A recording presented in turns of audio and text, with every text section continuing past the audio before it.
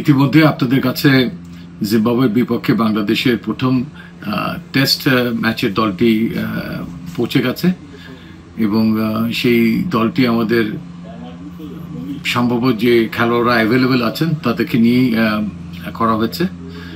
এর দুটো মূল কারণ আছে। একটা হচ্ছে যে আপনারা অনেকে অবহিত আছেন যে মে মাসে নিউজিল্যান্ড এই দলের সঙ্গে বাংলাদেশের খেলা আছে, এই দলের অ্যাজ ওয়েল হাই পারফরমেন্স খেলা আছে সফররত বাংলাদেশি সফররত সাউথ আফ্রিকান দলের সঙ্গে। সেখানে দুটো ফরম্যাটে একদিনের খেলা এবং 4 দিনের খেলা আছে দুটো বিদেশি সফররত দলের সঙ্গেই।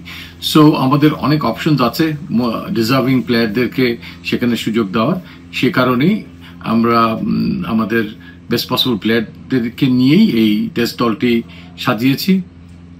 এখানে কয়েকটি কথা একটু অ্যাড করতে চাই। সেটা হচ্ছে যে বেশ 4-4.5 মাস পরে আমরা টেস্ট ম্যাচে আবার ফেরত আসছি এবং এরপরেই আমাদের শ্রীলঙ্কার সঙ্গে জুন মাসে টেস্ট ম্যাচ আছে, সিরিজ আছে। সো দ্যাট আমরা চাচ্ছি না এখানে কোনো এক্সপেরিমেন্ট করতে। ইতিমধ্যে লিটন দাস PSL এ খেলতে যাওয়ার কারণে সেখানে একটা অপরচুনিটি ক্রিয়েট হয়েছে। অ্যাজ ওয়েল নাহিদ রানাকেও একটি টেস্ট খেলিয়ে আমরা ছেড়ে দিচ্ছি PSL খেলার জন্য। সো দ্যাট সেখানে অপরচুনিটি আছে। আরেকটা জিনিস খেয়াল রাখতে হবে যে হোমে আমরা শ্রীলঙ্কার সঙ্গেও মোটে ভালো করতে পারিনি গত বছরে। অ্যাজ ওয়েল সাউথ আফ্রিকার সঙ্গেও আমাদের রেজাল্ট মোটেও আকাঙ্ক্ষিত ছিল না। রাদার আমরা পাকিস্তানে টেস্ট সিরিজটি আমাদের স্মরণকালের সেরা সাফল্য পেয়েছি। At the same time west ইন্ডিজেও গিয়েও আমরা টেস্ট জয়ের সুবাতাস পেয়েছি। সো কম্পারেটিভলি গত 1 বছরে আমাদের দেশের পারফরমেন্স নিয়ে আমরা যথেষ্ট ওয়ারি আমি বলবো। তো সে কারণেই জিম্বাবুয়ের সঙ্গে আমাদের বেস্ট পসিবল টিমকেই আমরা নিয়ে খেলার চেষ্টা করছি। যেহেতু হোমে খেলছি তো আমাদের দলের খেলোয়াড়ের সংখ্যাটা আরেকটু কম হতে পারত। আমি মনে করি যে ইতিপূর্বে ইউজুয়ালি তাই আমরা দেখতাম, বিদেশেও দেখতাম এই কালচারটা অত্যন্ত ভালো। তাহলে অন্যান্য খেলোয়াড়দের অপরচুনিটি থাকে যারা দলে থাকছেন না, তারা সেই সময় যদি ঘরোয়া ক্রিকেট খেলতে পারেন তাহলে সেটা অনেক ভালো হয়। কিন্তু কনকাশন আসার পর থেকে লাইক টু লাইক রিপ্লেসমেন্টের যে কথাটা চলে এসছে, সে কারণেই একজন বাড়তি ওপেনার, মিডল অর্ডারে একটা কোশ্চেন রাখা, স্পিন বোলিং একটা কোশ্চেন রাখা একজন খেলোয়াড়ের, এবং পেস বোলিংয়ের যদি 3 জন সিমার খেলে সেখানেও একজন বাড়তি পেস বোলার রাখার জন্যই আমাদের স্কোয়াডটা আমরা হোমে খেললেও 15 জনের রেখেছি। বাংলাদেশ এই দলটি দেখে আপনাদের সবার মনে একটা প্রশ্ন ঘুরপাক খাচ্ছে যে তাসকিন আহমেদ কেন দলে নেই। অ্যাকচুয়ালি দল গঠন করার আগে আমরা আমাদের মেডিকেল ডিপার্টমেন্ট বা ফিজিওথেরাপিস্টের কাছ থেকে প্রত্যেকেরই খেলোয়াড়ের সম্পর্কে একটা ফিডব্যাক নিয়ে থাকি এবং সারা বিশ্বে পেস বোলাররা কিছু না কিছু ইনজুরি ক্যারি করে এবং সেটা রিকভারের জন্য তাদেরকে সময়ও দিতে হয়। শেষ পর্যন্ত মেডিকেল ইউনিট থেকে তাসকিনের ব্যাপারে আমাদেরকে স্পষ্ট করে জানিয়ে দেওয়া হয়েছে যে এই সিরিজে তাকে যেন বিবেচনায় না রাখা হয়, কারণ সামনে আমাদের অনেক খেলা আছে। তো সেই কারণেই আনফর্চুনেটলি জিম্বাবুয়ের সঙ্গে টেস্ট ম্যাচ সিরিজ আপনারা তাসকিনকে দেখতে পাচ্ছেন না। টেস্ট ম্যাচে ভালো করাটা আমাদের জন্য অত্যন্ত জরুরি, স্পেশালি ঘরের মাটিতে। কারণ আমি একথার আগেই বলেছি যে শ্রীলঙ্কার সঙ্গে গত বছর এবং সাউথ আফ্রিকার সঙ্গেও গত বছরে আমরা ভালো করতে পারিনি আমাদের ঘরের ম্যাচগুলোতে। তো কাজেই টেস্ট ফর্মেটে এই সাদা বল থেকে ফেরত এসে লাল বলে ঢুকছে বাংলাদেশের ক্রিকেট। তো এটা একটা চ্যালেঞ্জ, যদিও যথেষ্ট শক্তিশালী নয় আন্তর্জাতিক মাপে টেস্ট ম্যাচ ফর্মেটে জিম্বাবুয়ে দল। এটা আমাদের জন্য একটা বড় সুযোগ, স্পেশালি আমাদের ব্যাটসম্যানদের দিক থেকে। শ্রীলঙ্কার সঙ্গে আমরা মানে প্রতিটা ইনিংসে দেখেছি প্রথম 4-5টি উইকেট আমরা খুব অল্প রানে হারিয়ে ফেলেছি। সাউথ আফ্রিকার সঙ্গেও ঠিক যথেষ্ট উজ্জ্বল ছিল না।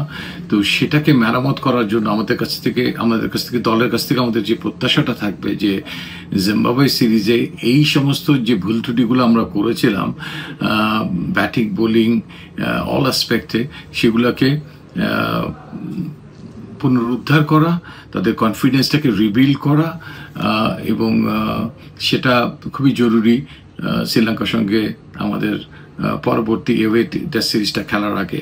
I hope batting bowling unit হিসাবে আমাদের এই দলটি ভিজিবলি শক্তিশালী জিম্বাবুয়ের সঙ্গে এই পারফরমেন্স করে দেখানোর জন্য। আমাদের এই দলটাকে দেখলে আপনি দেখবেন যে হ্যাঁ, ওপেনিংয়ে সাদমান হয়তো পুনরুদ্ধার করেছে তার জায়গাটি স্ট্রংলি, আই শুড সে ভালো ফর্মেই তিনি আছেন। কিন্তু আনফর্চুনেটলি জয় এবং জাকির হাসানের জন্য একটা বড় সুযোগ, আই শুড সে তাদের প্রতি আমরা আস্থা রাখছি যে তারা বিগত বেশ কিছু টেস্ট ম্যাচে দলের সঙ্গে ছিল। এই একাধিক কোচিং প্যানেলের সঙ্গে তারা কাজ করার সুযোগ পেয়েছে, ইতিপূর্বে হাতুরা সিংয়ে এবং এখন ফিল সেভেন্সের স্টাফের সঙ্গে তারা কাজ করেছে। তো জিম্বাবুয়ে অ্যাজ এ অপোজিশন আমি মনে করি যে কম্পারেটিভলি ইজিয়ার অপরচুনিটি তাদের জন্য তাদের জায়গাটি সুসংগত করা, এবং এই কারণে তাদেরকে লম্বা ইনিংস খেলার চেষ্টা করাটা খুবই উচিত, এবং এটা আমরা তাদের কাছ থেকে এক্সপেক্ট করছি। আর ক্যাপ্টেনের জন্য আমি মনে হয় প্রথম একাদশ নির্বাচন করতে গিয়ে যে জায়গাটি আপনি দেখবেন যে আমাদের যারা অ্যাভেলেবল ব্যাটসম্যান আছে 1 to 6 or 7 I should say, যে এখানে একটা মধুর সমস্যা আছে লিটন দাস না থাকার পরও। তো এটা বেশ চ্যালেঞ্জিং হবে। তার পাশাপাশি আমাদের স্পিনে অপশন আছে, 3 জন স্পিনার আছেন, মেহেদি মিরাজ অ্যাজ অলরাউন্ডার হিসেবে আছেন, তাজুল আছেন, নাইম হাসান আছেন। সো এই অপশনটাও রাখা হয়েছে। 4 জন পেস বোলার আছেন, সেখানেও সেই অপশনটা থাকবে। সিলেটে আমরা দেখেছি শ্রীলঙ্কার সঙ্গে সিম্বাররা যথেষ্ট ভালো করেছে, এবারও তাদের জন্য 4 সিমার সেই অপশনটা রাখবে, এবং ব্যাকআপ হিসাবে তাইজুল বোলিং এর পাশাপাশি আমার মনে আছে যে শ্রীলঙ্কার সঙ্গে যথেষ্ট ভালো ব্যাট করেছিলেন টেইলে। সো সবকিছু মিলিয়ে একটা সবগুলো অপশন যে ক্যাপ্টেন এবং কোচের জন্য রাখা হয়েছে তাদের প্রথম একাদশ নির্বাচন করার জন্য। এবার তাজিম সাকিব আমাদের পেস বোলিং ইউনিটে আমরা তাকে দেখতে পাবো। তিনি ইতিপূর্বে হোয়াইট বল ক্রিকেটে যথেষ্ট প্রতিশ্রুতি রেখেছে এবং ভালো করার যে তার মধ্যে আছে, তার পেস আছে, তার উইকেট নেওয়ার অ্যাবিলিটি আছে। তো এই ইউনিটে সে কারণে তিনি জায়গা করে নিয়েছেন। আমরা আনফর্চুনেটলি এবাদতকে এখনও অবজার্ভ করছি, এবং আমাদের fitness trainer and strengthening coach যিনি নাথান, তিনি চলে আসলে এবং বাইজিদের কম্বিনেশন মিলে আমরা তখন বুঝতে পারবো যে এবাদত কি অবস্থায় আছেন। সামনে আমাদের অনেক খেলাই আছে, আমাদের নিউজিল্যান্ডের সঙ্গে খেলা আছে। সো দ্যাট যারা এখানে এই ফার্স্ট টেস্ট ম্যাচের সুযোগ পাননি তাদের কারোই ওয়ারি হওয়ার কিছু নেই। সেকেন্ড টেস্ট আছে, আরও লঙ্গার ভার্সনের অনেক ক্রিকেট, ইন্টারন্যাশনাল ক্রিকেট আছে। আগস্ট সেপ্টেম্বরে আমরা অস্ট্রেলিয়াতে খেলতে যাব, সেখানেও টি20-র পাশাপাশি লঙ্গার ভার্সনের ক্রিকেট ম্যাচ থাকবে। সো এখানে যারা মিস আউট করে গেছেন, নাথিং টু ওয়ারি। এখানে অনেকেই ভালো ক্রিকেট খেলছেন, তাদের জন্য নিউজিল্যান্ডের সঙ্গে মানে একদিনের ক্রিকেট এবং 4 দিনের ম্যাচের অনেক সুযোগ আছে। অনেক খেলার উপরই কিন্তু আমাদের নজর আছে, এবং সামনে আমাদের অনেক খেলার সুযোগ আছে যেখান থেকে এই টিম, এইচপি টিম এর খেলোয়াড়রা ভালো ক্রিকেট খেলে উপরের দিকে আসতে পারবেন। এবং আমরা এও নজর রাখছি যে গত বছর আমরা লঙ্গার ভার্সনের ক্রিকেটে খেলেছি আমাদের এইচপি টিম, সেখানে কিন্তু আমরা আমাদের ন্যাশনাল টিমেরও কিছু খেলোয়াড় সেখানে পাঠিয়েছিলাম।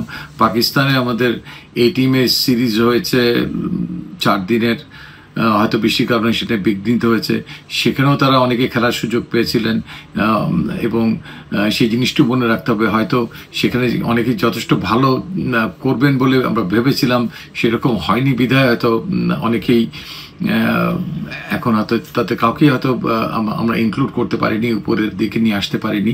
বাট কাউরই হতাশ হওয়ার কারণ নেই, কারণ সামনে আমাদের প্রচুর ম্যাচেস আছে, যা শুধু জাতীয় দল নয়, জাতীয় দলের বাইরেও যারা আছেন তাদের জন্য অনেক অনেক খেলার অপরচুনিটি আছে।